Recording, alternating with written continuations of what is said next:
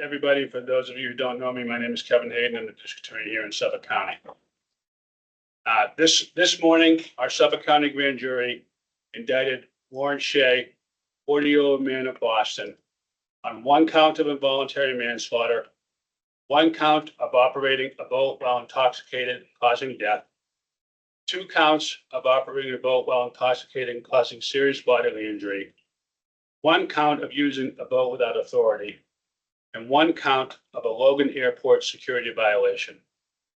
Mr. Shea will be arraigned in Suffolk Superior Court tomorrow morning. These charges arise from a boat crash in Boston Harbor that occurred on the night of May 13th, 2026, killing Elizabeth Dankert of Andover and seriously injuring two of her friends. That night, Warren Shea drank a mix of alcoholic beverages with friends at the Wheel House and several other bars in the Seaport. Blood testing after the crash recorded Shea's blood alcohol level at 0.20, or more than twice the 0.08 legal limit here in Massachusetts. After Mr. Shea's friends went home, he remained alone at the Wheel House, where he then struck up a conversation with three young women, all in their early 20s. Eventually, Shea offered them a ride on his boat. Mr. Shea did not own a boat, but he regularly used one as a member of the Freedom Boat Beach Club. The Freedom Boat Club strictly prohibits boating at night. In fact, the boat had no exterior lights to aid with illumination. In complete ignorance of Freedom Boat Club rules, including accessing the club's marina with a key card that he also had no authority to use, Shea and the three women boarded a boat and headed out into the dark harbor.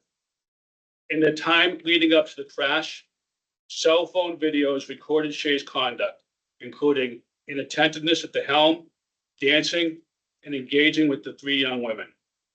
Approximately 6 seconds before the crash, Shea is captured on video with both hands off the wheel of the boat. At approximately 11:10 p.m., surveillance video records on the boat show that the boat was negotiated a hairpin turn and headed directly towards a Logan Airport runway approach pier. It crashed into the pier nearly head on. Boats are forbidden from operating so close to an active and secure runway in that part of the harbor.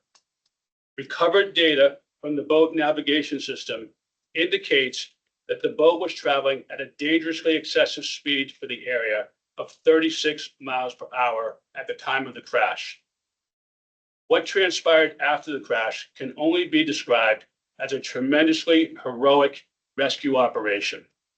In pitch darkness, first responders from the state police and the environmental police and the Coast Guard navigated down a slope of slippery, seaweed-covered jetty boulders to reach the victims and Shea, all still aboard the boat, just along the rocky shore.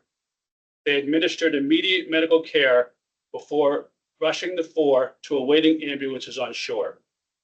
Their efforts, under extraordinary difficult conditions, deserve enormous praise. Ms. Dankert suffered a devastating head injury.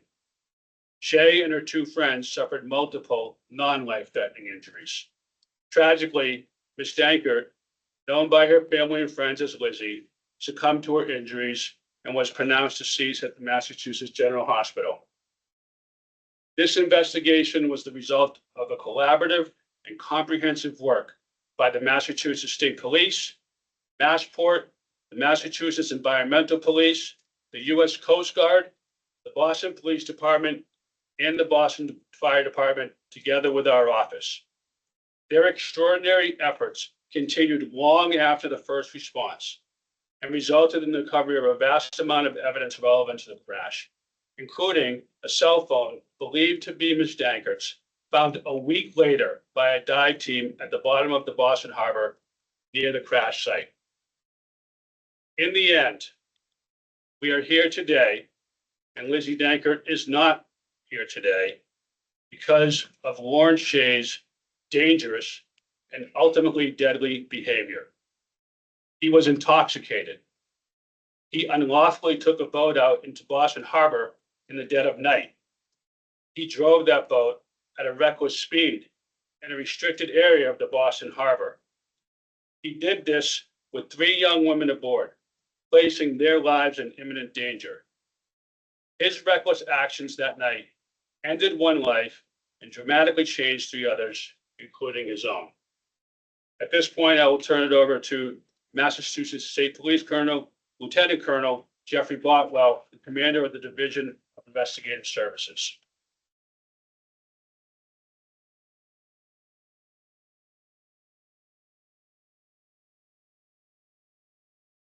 Thank you, District Attorney Hayden, and everyone who was here today. Again, my name is Lieutenant Colonel Jeff Boatwell, and I'm the Commander of the Division of Investigative Services for the Massachusetts State Police. While the announcement of this indictment is coming today, the Massachusetts State Police involvement in this case began back in May with a 911 call from one of the passengers on board the boat involved in the crash.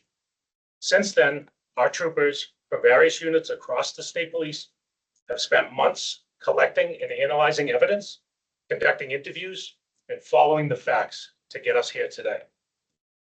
Those months of effort and painstaking work were to ensure that the family of Elizabeth Dankert, who was just 24 years old when she lost her life in this crash, will see someone held accountable.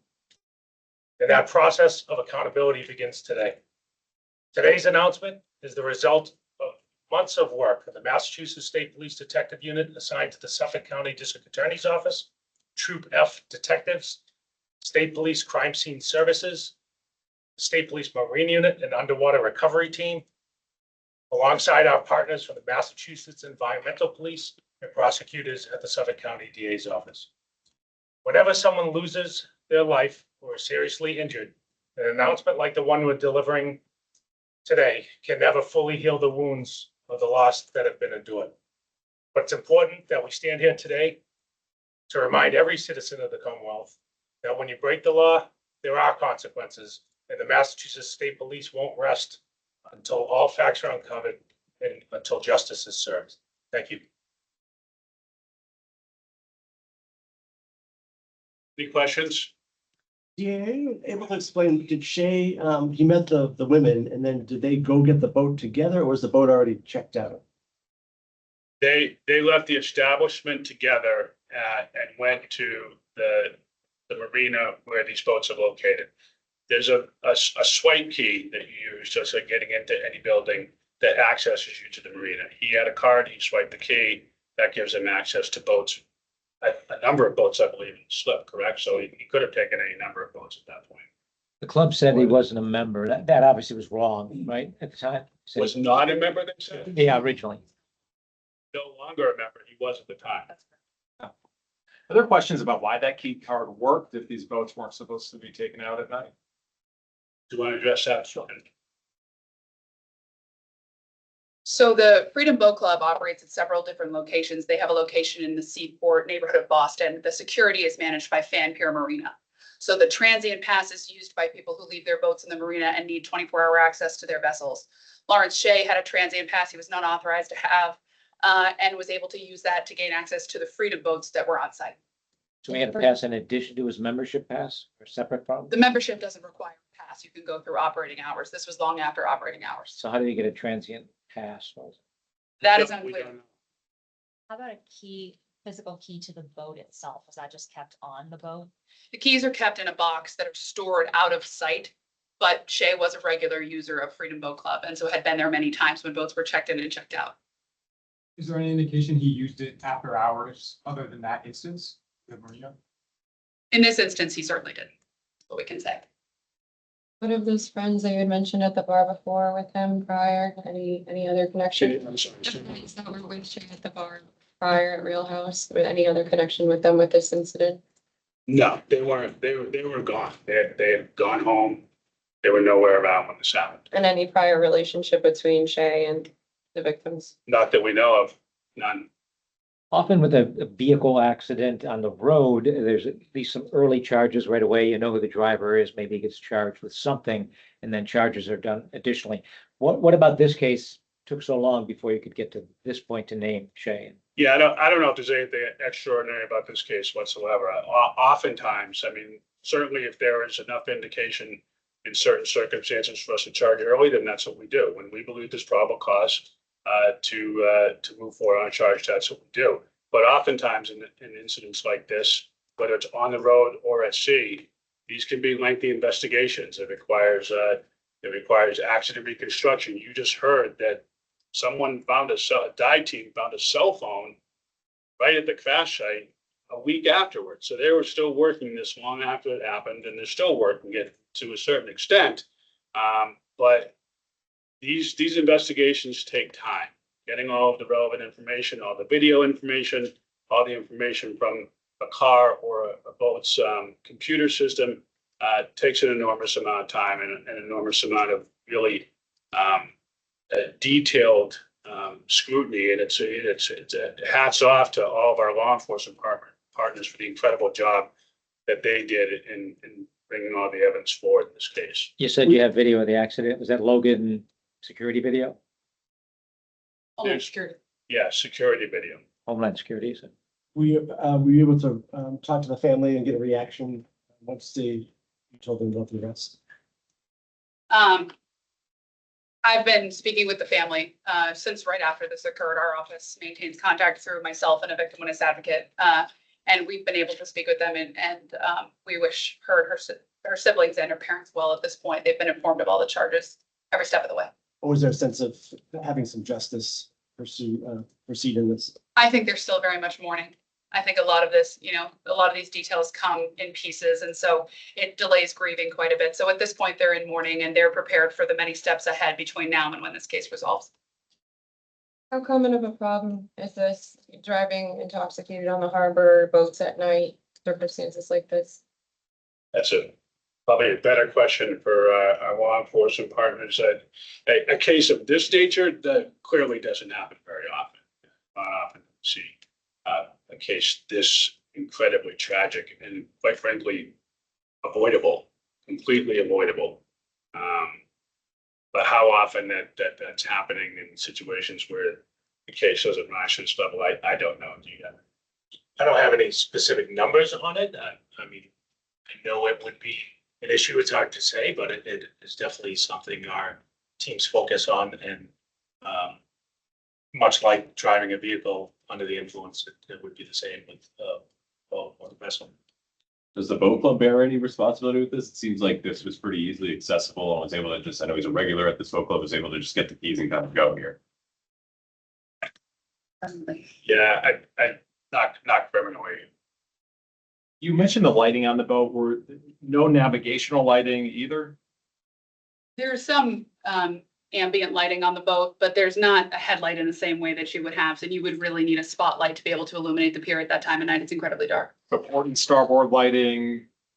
Not on the edges, not on the exterior. Yeah, I mean, I think it's important to note that the rules of the boat club strictly prohibit operating the boats at night.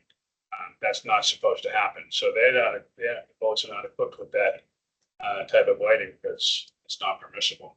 Are you able to explain how she died? Was she thrown from the boat onto the jetty, or you said that the cause of death was head injury? I'll have ADA Mastrangelo provide a little bit more details, but she struck a portion of the boat very quickly and instantly, her head, and was still on the boat. That's correct. The cause of death was an injury and a fracture to the back of her skull. The boat made contact with the ILS pier almost head on, and there's a canopy over over the helm where you steer the boat from. That canopy snapped back almost in half. So everybody, it sort of looks like went backwards, and that's how the injury to Ms. Dankert's head appears to have gotten there, and that's ultimately what resulted in her death. Did Lawrence have any injuries? He did. Everyone was injured. Has Shay been booked in mugshot or not yet? That's gonna happen tomorrow. He has turned himself in. He accepted hand service of a subpoena to appear tomorrow at 9 a.m. So is he booked and is there a mugshot? He was not booked related to this incident, no. Just a walk into court. He will. Right. And just really quick to be clear, he was not a member of the boat club when this happened. He was at the time that this He was occurred. a member of the club at the time. saying your name, just so we see it right. Ashley Mastrangelo. Thank you. Thanks, folks. Thank you. Thank you.